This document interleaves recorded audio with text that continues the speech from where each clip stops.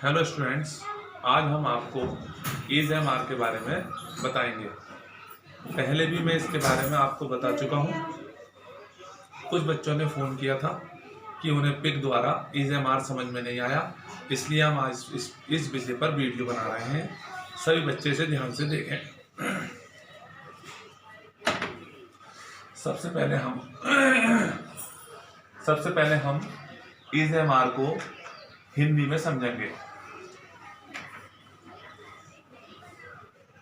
इसका मतलब होता है या होता है, और ये सदैव एक वचन के साथ इस्तेमाल होता है।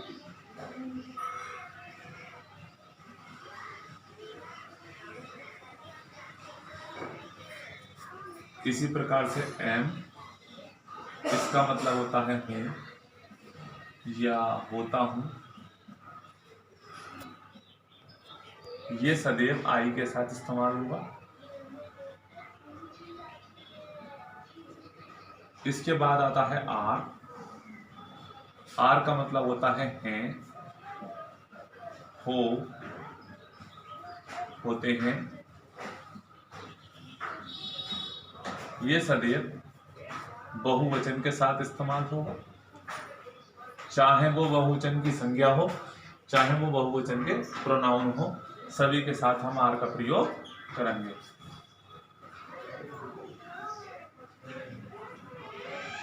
ये था इज एम आर का परिचय। अब हम समझेंगे कि आगे इसका प्रयोग कैसे करना चाहिए। हम सभी जानते हैं वाक्य 3 प्रकार के होते हैं। नंबर 1 अफर्मेटिव,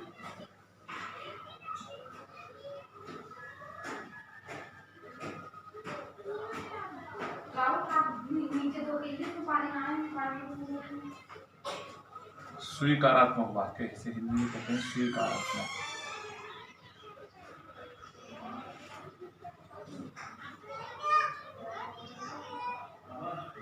नंबर 2 होता है निगेटिव,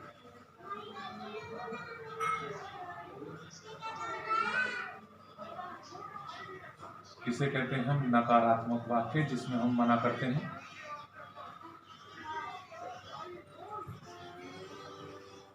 और तीसरा होता है हमारा इंटरोगेटिव।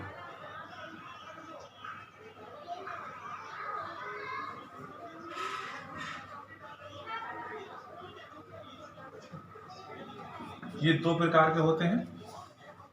इसे हिंदी में कहते हैं प्रश्नवाचक वाक्य या प्रश्नसूचक वाक्य भी कह सकते हैं। ये 2 प्रकार के होंगे, फर्स्ट टाइप और सेकंड टाइप। फर्स्ट टाइप में वो आते हैं जिनके शुरू में हम क्या रख के बात करते हैं, और सेकंड टाइप में वो आते हैं जिनके बीच में हम क्या, क्यों, कहाँ, कैसे, किसने, किसको इत्यादि हम शब्द लगा करके बोलते हैं। अब हम एक एक सेंटेंस के वाक्य का हिंदी अनुवाद करना सीखेंगे। अफर्मेटिव सेंटेंसेस, इनको ध्यान से देखें। यहां मैं कुछ एग्जाम्पल्स लेता हूं, जैसे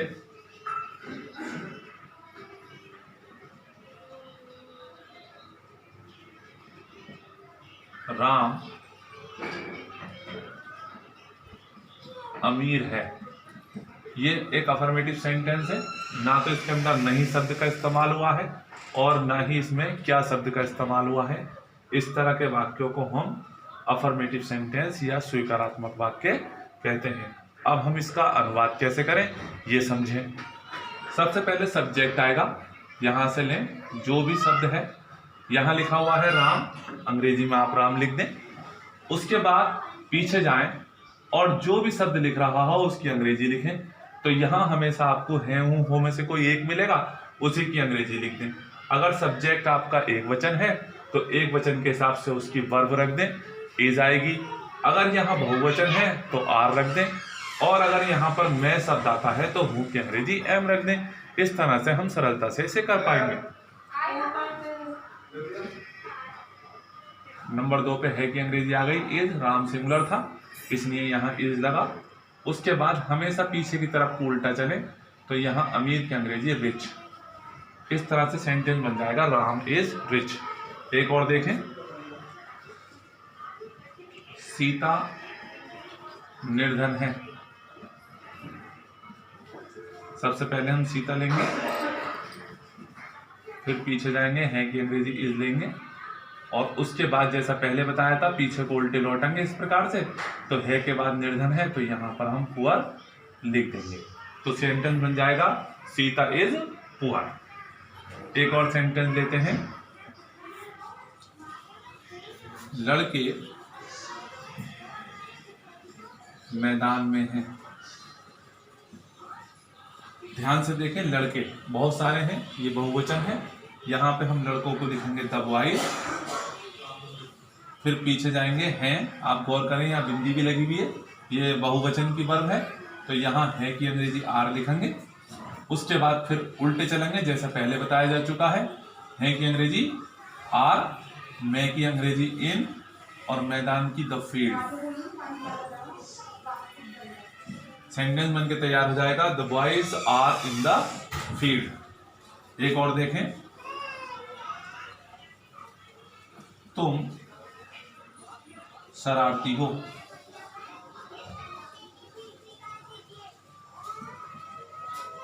तो पहले हम तुम की अंग्रेजी लेंगे यू, फिर हो की लेंगे आर, और शरारती की होती है नॉटी। You are naughty. इस प्रकार से सेंटेंस तैयार हो जाएगा। एक सेंटेंस और लेते हैं, मैं प्रसन्न हूं। मैं की आई, हूं की एम, प्रसन्न की हैप्पी। सेंटेंस बन जाएगा आई एम हैप्पी। अब हम अगला लेंगे निगेटिव सेंटेंसेस, इसके बारे में आप जानिए। नेगेटिव सेंटेंसेस रूल देखें, इज, एम, आर के बाद नॉट का प्रयोग करते हैं। फॉर एग्जाम्पल,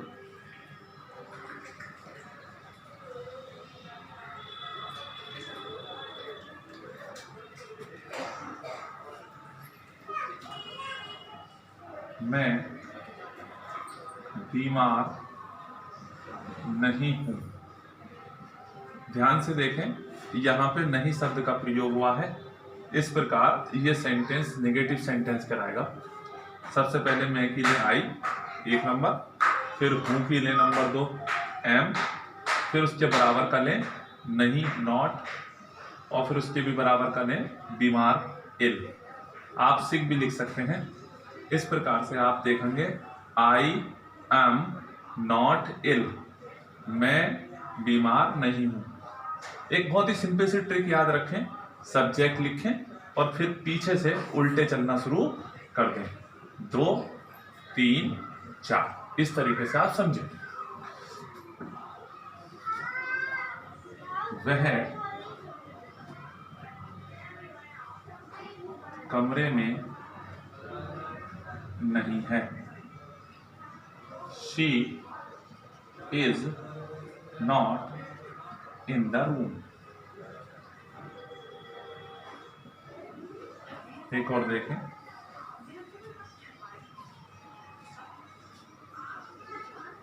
हम विद्यार्थी नहीं हैं।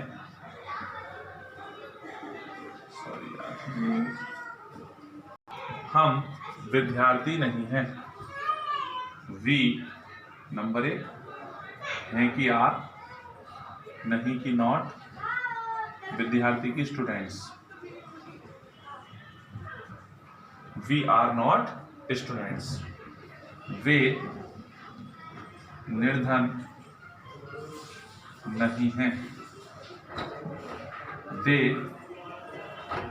Are not poor. अब अगला लेंगे interrogative sentence. Interrogative sentences first type. क्या होता है इसके अंदर, पहले से समझ लें। जिन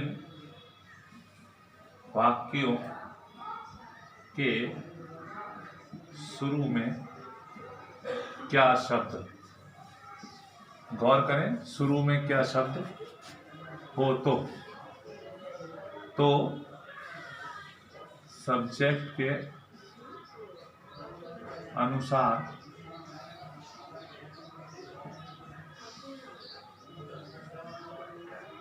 इज, एम, आर में से कोई एक, तीनों मत रख देना, कोई एक सब्जेक्ट के आगे लिख देते हैं।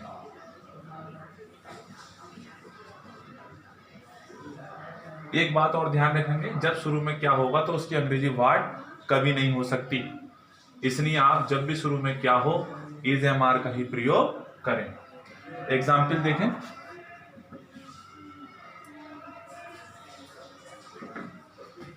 क्या राम मोटा है? ये क्वेश्चन टैग जरूर लगेगा। राम सिंगुलर है, पीछे से पता चल सकता है। इस प्रकार से क्या की अंग्रेजी इज होगी, इज राम, सब्जेक्ट के आगे इज राम। अब पीछे जाएंगे तो है की अंग्रेजी नहीं आएगी क्योंकि हम उसे लिख चुके हैं, और आगे बढ़ जाएंगे मोटा, फैट, इज राम फैट। एक और देखें, क्या वे खिलाड़ी हैं? यहां वैसे हिसाब लगा लें, वे बहुत सारे हैं तो आर शुरू में लिखते हैं, आर दे, खिलाड़ी को लिखते हैं प्लेयर, तो यहाँ बहुत सारे खिलाड़ी हैं, प्लेयर्स हो जाएगा।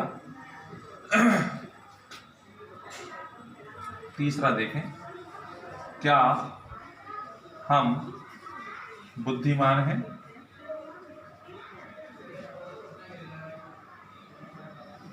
यहां हम है तो ये प्लूरल होता है, प्रोनाउन है, यहां पर हम लिखेंगे आर वी वाइज या इंटेलिजेंट, कुछ भी लिख सकते हैं। अब हम सेकंड टाइप इंट्रोगेटिव के कुछ एग्जांपल्स देखेंगे। इंट्रोगेटिव सेंटेंसेस सेकंड टाइप, इसके अंतर्गत क्या होता है, यहां हम प्रश्न सूचक शब्दों को सबसे पहले लिखते हैं। पहले हम जान ले प्रश्न सूचक शब्द कौन कौन से हैं तो काफी, लेकिन उनमें से मैंने कुछ बता दिए हैं, आप यह ध्यान से देखें। क्या, व्हाट, कहाँ, वेयर, क्यों, वाई, कब, व्हेन, कौन सा, विच, कैसा, कैसी या कैसे, हाउ, कितने, संख्यात्मक अगर गिनती वाली चीज है तो हाउ मेनी का प्रयोग करेंगे, कितने मात्रात्मक अगर कोई मात्रा जैसे दूध है, घी है, आटा है, वहां पर आप हाउ मच का प्रयोग करेंगे। अब इनका प्रयोग करके देखते हैं।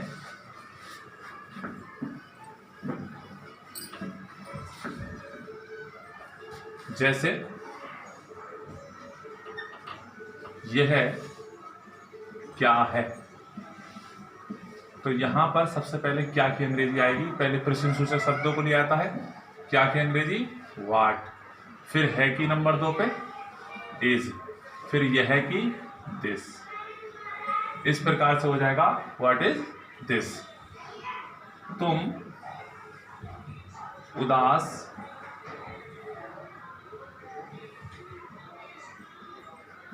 क्यों हो, तो पहले क्यों की लेंगे वाई, फिर हो की लेंगे जैसा ऊपर करा था आर, फिर सब्जेक्ट लेंगे तीसरे नंबर पे यू, और उदास को कहते हैं सैड, तो बन जाएगा वाई आर यू सैड, तुम उदास क्यों हो। तुम कैसे हो,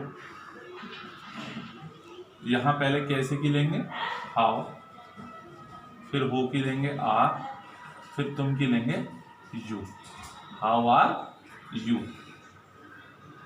इस तरीके से हम पहले प्रश्न सूचक शब्द रखते हैं और उसके बाद फिर है हूं हो की अंग्रेजी रख के हम शुरू का सब्जेक्ट लिख देते हैं।